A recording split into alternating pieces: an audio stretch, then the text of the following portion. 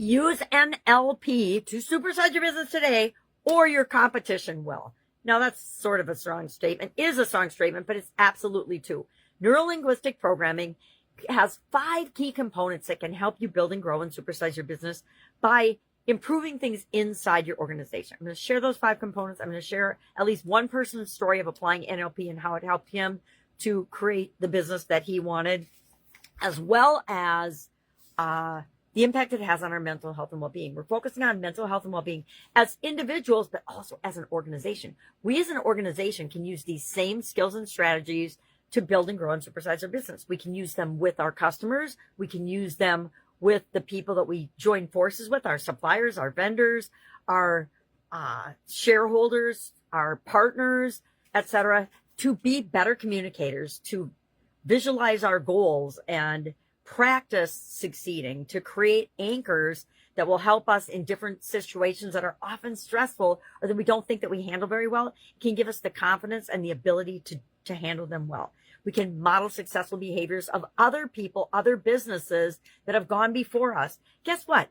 The chance of you being and doing something absolutely positively different than anyone else in the world has ever done is unlikely. Unless maybe you're Elon Musk, you're probably not at the edge of that window breaking barriers in your industry. Now, I'm going to challenge you to do that, because that's the way to really supersize and be successful, is be the leader in your industry. But if you're not there yet, NLP, neuro-linguistic programming, can help you get there. NLP is a methodology.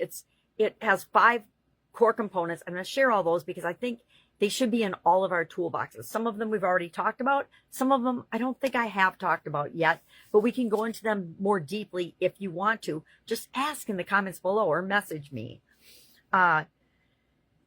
It helps our mental health and well-being by, I'm way ahead of myself today. Reframing negative thought patterns. Anybody in our organization have a negative thought pattern? Do we think the competition is eating our lunch? And if so, we want to get rid of that, right? We want to reframe that idea and throw that out the window and have us be the leader and visualize us being the leader of that. Helps to improve our communication skills, helps us to overcome phobias and anxieties. If we are afraid of public speaking, it'll help us overcome that. It helps us to enhance our confidence, our self-esteem, improve our identity, etc. We're going to talk about identity and ego tomorrow. Helps us to develop emotional intelligence. How many of our organizations could use a little more emotional intelligence these days? A lot, including some of mine. There's certain areas in my organizations that I'm just like, oh my God, I can't believe we just did that. And we'll use a little NLP on it today. So NLP helps our mental health and well-being by helps us to identify negative self-talk. That's occurs in our organizations as much, if not more, than it does in our own heads. It helps us to reprogram limiting beliefs and thoughts. It helps us to manage our emotions and reduce anxiety and stress. All good things to make our culture and our business more productive, more positive, a more fun place to come and work, and more successful. So what are these 5 core components of NLP? NLP was developed by 2 gentlemen, Richard Bandler and John Grinder. And I always have to look up their names because I forget. I learned it from Tony Robbins back in the 1980s. I'm not an expert. I am not a certified anything in NLP. I've just had a lot of experience with it, using it on myself and with other people, because these 5 core components are so powerful and they can be used to help us individually and collectively in so many ways. The first one is anchoring. Anchoring is when we take a physical touch or movement to create a feeling or to anchor a feeling that we want to be able to call upon immediately. Whenever I do a presentation or a speech, I have a little routine that I do to boost my energy, and that whole little physical routine is an example of an anchor. If I want to feel awesome immediately, it might be something as simple as touching your thumb to your forefinger. You can do that by your side and nobody is going to see it. That's the cool thing about anchors. You get to create what works for you, and you can build it into something that's pretty natural for you to create an instant feeling of confidence, speaking clearly. I should do that one more often, etc. But you can anchor the feeling you want to feel immediately, so that when you're faced with a triggered situation or a stressful situation, you can use your anchor to trigger you in a positive way to get the result and the feeling that you want immediately. The second one is reframing. We've talked about reframing a little bit. Reframing is when we take something like a limiting belief or a negative belief or an ant. We talked about ants the other day, and we reframe that as a positive. My favorite example of this is failure. So many people are scared to death of failure, but one of the most powerful things I personally did a long, long time ago, I don't remember when I did it now, probably when I first started following Tony Robbins, was to redefine failure.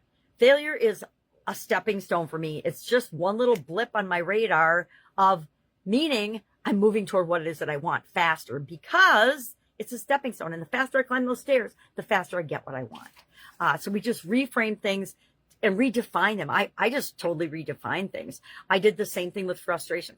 I still get frustrated sometimes, but I just remind myself that my definition of frustration used to be, and is no longer, but it still trips in my head sometimes, when something is and is not exactly how I want it to be. Well, guess what? How many things are ever exactly how we want them to be? Very few. So reframing, visualization, and mental rehearsal. This is the one we talked about a few days ago, and almost every Olympian, every famous athlete, every famous person, speaker, leader uses visualization and mental rehearsal. They practice what they're going to do. I learned this one a long time ago too. I used to be scared to death to give presentations. Most people are afraid of public speaking, and I used visualization and mental rehearsal to prepare myself. And I would mentally practice successfully giving my presentation to 1,000 people in the quality field in my organizations, and it going really well, and people really receiving the message and asking questions and being excited and curious about it. And by visually rehearsing that in my mind, when I went to deliver my presentation, I'd already done it over and over and over again, so it was just easy.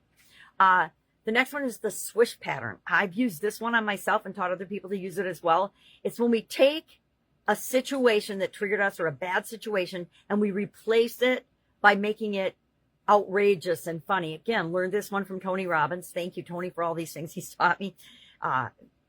He is not trained he went to an NLP training and got so excited about it, he just went out and started using it. He never stayed for the certification part of it. But to me, he's probably the most famous practitioner of NLP. It's built into who he is and how he does everything nowadays. But the swish pattern, really powerful. I used it. I got fired. Yep, I've gotten fired before from a job that I did not deserve to be fired from. And it hit me really hard emotionally. And I used the swish pattern a few times to eliminate that experience, because I didn't want to keep that experience playing over and over and over and over again in my head when I had other stuff going on that was more important. And the fifth component of NLP is rapport building. What human being does not need to be great at building rapport, especially when we're building and growing, supersizing our businesses? So those 5 core components, and I'm going to share David's story about how he applied these. I'm going to grab a magnifying glass. David is a 40-year-old entrepreneur who was trapped in a cycle of self-criticism after a failed business. Okay, how many of us have not had a failed business? All of us.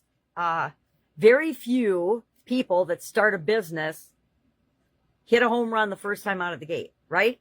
Or the business that you thought you were starting changes dramatically by the time you start to be successful, because our first idea isn't necessarily our best idea, right? It's the seed of the idea that gets us taking action in the direction of what it is that we want. So he had a failed business, so he's always beating himself up about it. NLP helped him to use reframing to view a failure as a stepping stone rather than a defining moment. Failure is never final or fatal unless you choose to let it be. He also adopted positive affirmations and used the swish pattern to replace negative imagery with empowering visions. The result was renewed motivation, better mental health, and the courage to launch a successful new venture. Because stuff doesn't always happen the first time. How many people are divorced and remarried? Millions, probably tens of millions. I don't know. I don't know statistics on that. So what are we going to do today? I challenge you to use one of these 5 strategies in your business today.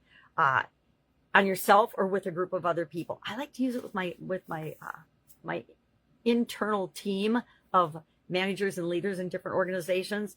key components, key people that are open to improving themselves and improving the impact they have on the organization. Anchor, reframe, visualize and mental rehearsal, switch pattern, or rapport building. Pick one of these. I would say if you got to have something to start with rapport building with your team and your people that you interact with on a daily basis.